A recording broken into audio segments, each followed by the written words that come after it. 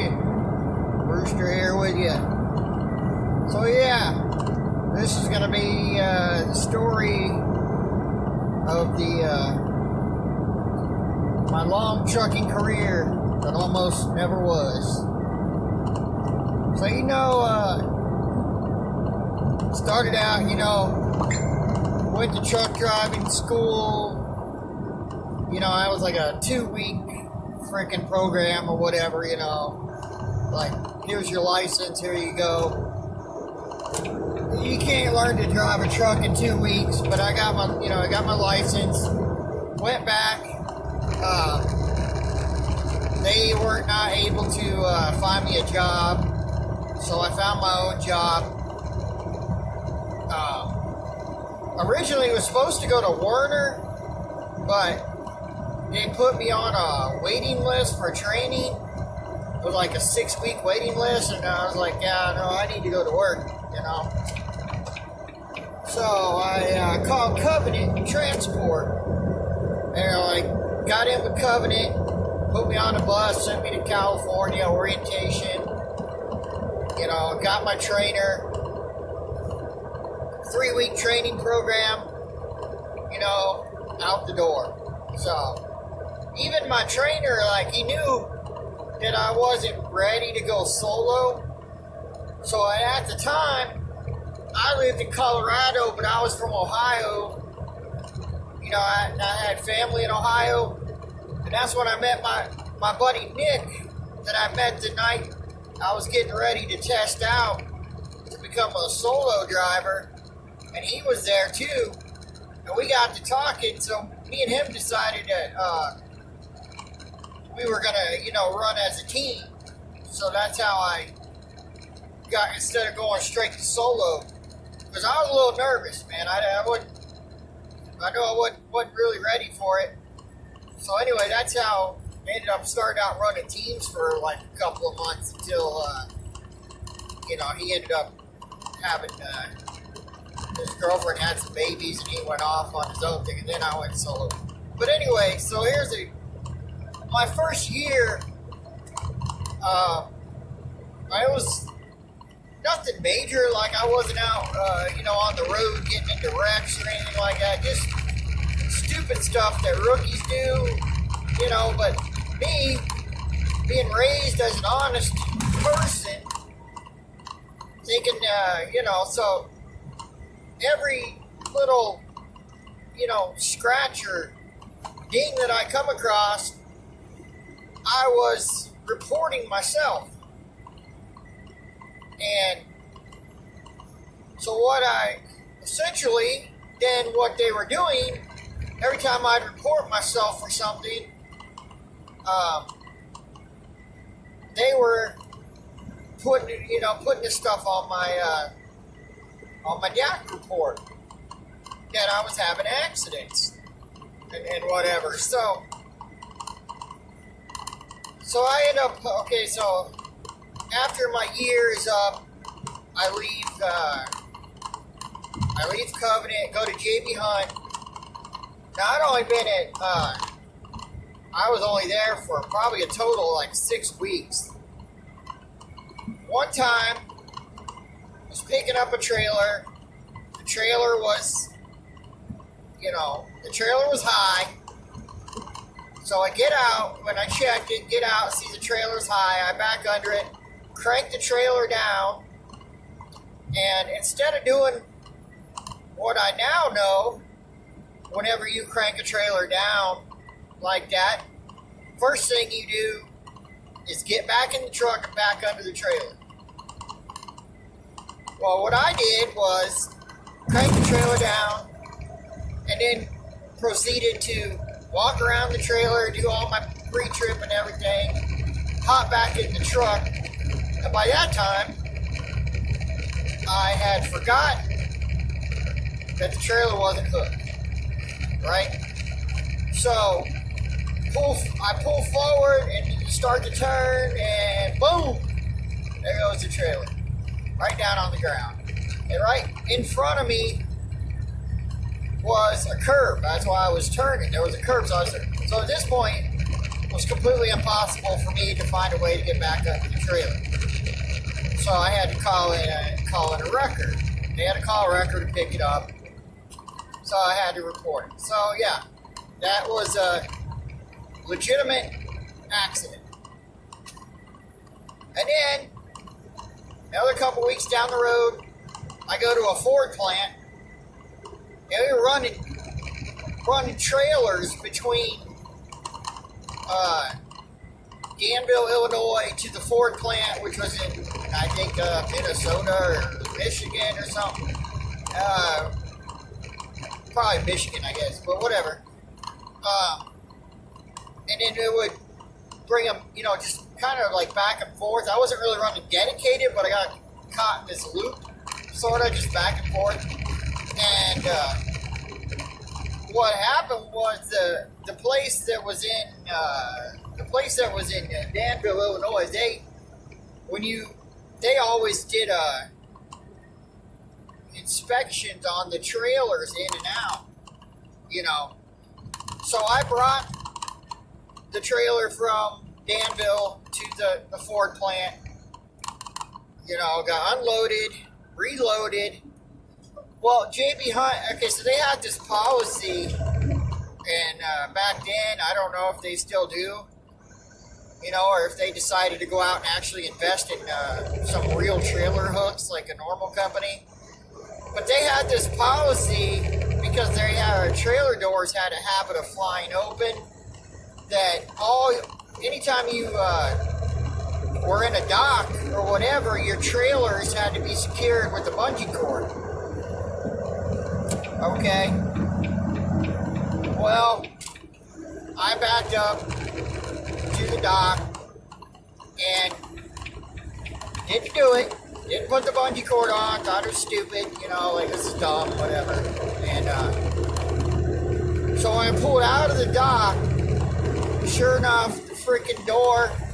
So I'm pulling out of the dock. The door swings open as I'm pulling out of the dock. And they had one of those. Of course, they had one of those big freaking steel bumpers on the, on the dock. The trailer swings open and hits it and just gouges the door. Puts a big gash right in the back of the door. So I'm like, so I said, crap,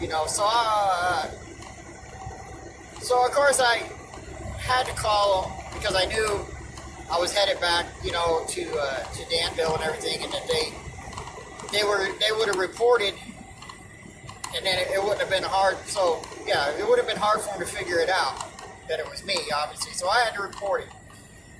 So they brought me.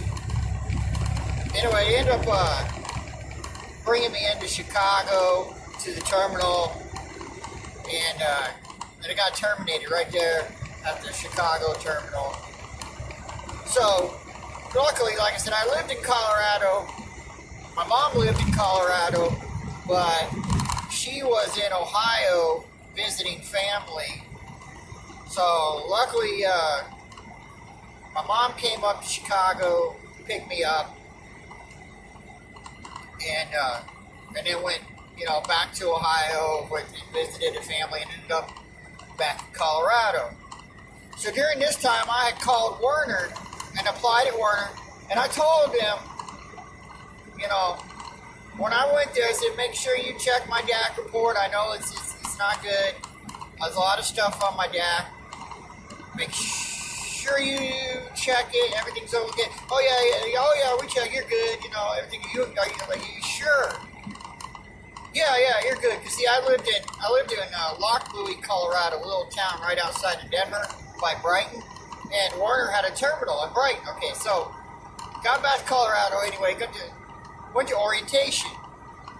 Made it through 2 or 3 days of orientation right there with Werner, and then one day they pulled me out of class, and they put me on the phone with the safety department in Omaha. And he's like, the safety guy's like, well, I'm sorry, but, there's too much on here, and JB Hunt is reporting that you had an accident, but they are not, they won't release any details, so we don't really know, we don't have any idea what kind of an accident that you had or anything, and we can't verify it.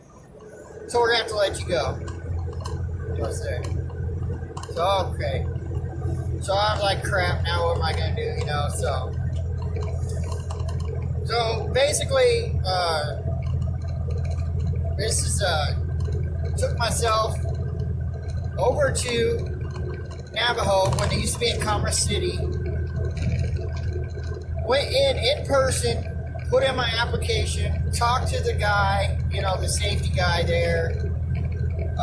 Basically, like, I'm begging him, like, if I need a chance, man. Like, I know I did a lot of stupid stuff, and I made some mistakes, man. And you know, the guy's like, and he's even like, he's like, yeah, man. He's like, you know, it's kind of like, basically like, you know, you're kind of like an idiot that did this to yourself. You know, he's like, you really didn't have to. A lot of this stuff is stupid. Like, you didn't even have to really tell. You know, you never had to report some of this stuff, really. So, you know, he's like, so basically, he said, what we're gonna do is we're gonna put you back in our training program with one of our trainers, and we're gonna retrain you. He said, we're gonna put you on probation for 90 days, 6 months, whatever it was, for his probationary period.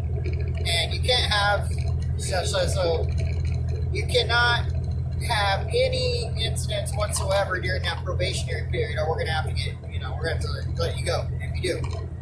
You know. So I said, okay. So I went out with my trainer, stayed out there for a couple weeks. He was like, hey man, this guy doesn't need, he's like, he doesn't need training on driving or anything.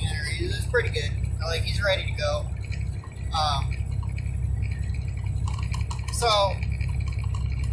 So they did, and I was good until one day I backed up, and I was backing into a dock, and there was a guy, there was like I think it was a day cab or something beside me. It had the West Coast, you know, the old style, you don't see them anymore, but the old style, the West Coast mirrors with all the little, you know, all the little metal pieces all joined together and everything, you know, the old school West Coast mirror. So anyway, so I'm backing into the dock, he's on my blind side. My door I just barely, I clipped his mirror, and I, you know, kind of just bent a bracket or something, one of the metal brackets, because, you know, the mirrors that we have nowadays, most of them, if you hit them or something like that, they'll just fold in and stuff. Like, these ones were not like that because they were bolted on. So I bent a bracket, you know. But I'm freaking out because I'm still on my probationary period. I almost said I'm on my period. All right. So I'm in my probationary period. I'm freaking out. I'm like, what am I going to do? Because I know I can't report this, or I'm like, you know, I was like, so I tell the guy, you know, I'm like, look, man, I was like, I know it sounds silly, but I can't report this to my company. I was like, I will literally lose my job over this. Okay, I was like, I will literally get fired.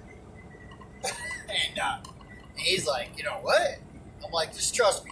I was like, man, so I'm like, so he's calling his company and everything, and he's telling his company, it's like, man, he said he can't report this and all that. So I'm like, look, I'm like, I'll pay you. I will pay for this. I'm like, this is what I do. I said, I will give you a comm check. All right. I said, you know, I said, you have my information from the company and everything. I'm like, but so it's fine. But I'm like, I'll give you a comm check. Tell your company to get an estimate. Call me. I was like, I will pay for this. You know, I gotta pay for it. That's all there is to it. I was like, I can't report. So anyways, just to call the company, somebody said, all right. So so they called me, his company called me, like the next day or something. And I think they said it was like $200 or whatever. It was like, you know, so I'm like, great. So I called dispatch. I'm like, hey, I need a comm check for like, you know, $200, whatever it was. And they're like, okay. Gave me the code. never asked why I needed it or nothing. Skip me. So I called back to, so I called them, this company back, gave them the code, paid for it, came out of my check, you know, $200, career saved. And so that was it. And after that, you know, I was good. But, man, yeah, that was a close call because, I mean, that could have been, that would have been the end of it all right there. I would have been done. So, man. But let me just say, you know, from my personal experience as a rookie, what I had to learn the hard way, you know, just be careful. Be careful out there. Always just pay extra attention. Get out and look around, you know. Just, yeah, be careful, man, because all these little, even just, you know, little things, they can really add up on you, and you could be out of a career, out of a job, you know, real easy, for making too many mistakes. So that's all I got for you, and y'all take care. Talk to you next time.